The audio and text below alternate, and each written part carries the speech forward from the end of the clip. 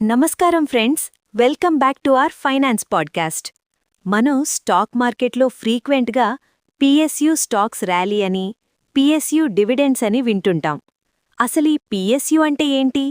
గవర్నమెంట్కి ఇందులో ఉన్న రోల్ ఏంటి? సింపుల్గా తెలుసుకుందాం.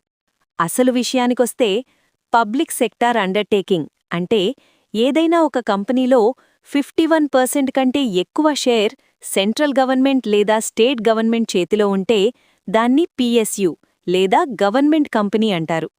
మిగిలిన వాటా పబ్లిక్ అంటే మనం లేదా ఇన్స్టిట్యూషన్స్ దగ్గర ఉండొచ్చు. గవర్నమెంట్ వీటిని వాటి పర్ఫార్మెన్స్, ప్రాఫిట్స్ మరియు సైజ్ని బట్టి 3 రకాలుగా డివైడ్ చేసింది. మొదటిది మహారత్న. ఇవి చాలా పెద్ద కంపెనీస్, గ్లోబల్ జైంట్స్. ఉదాహరణకి కోల్ ఇండియా, ఎన్టీపీసీ, ఓఎన్జీసీ. రెండోది నవరత్న.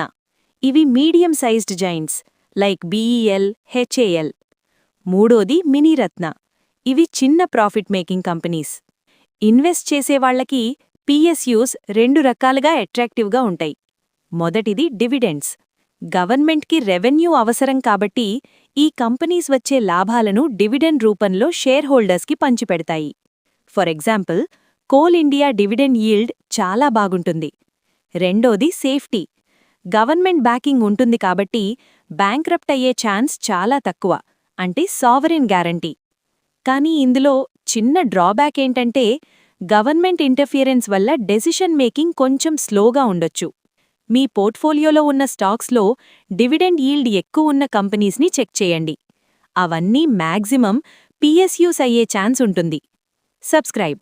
పిఎస్యు స్టాక్స్ ఎనాలిసిస్ మరియు మార్కెట్ అప్డేట్స్ కోసం మా ఛానల్ని తప్పకుండా సబ్స్క్రైబ్ చేసుకోండి. బెల్ ఐకాన్ని క్లిక్ చేయండి. Disclaimer: this content is for educational purposes only. I'm not a SEBI registered advisor.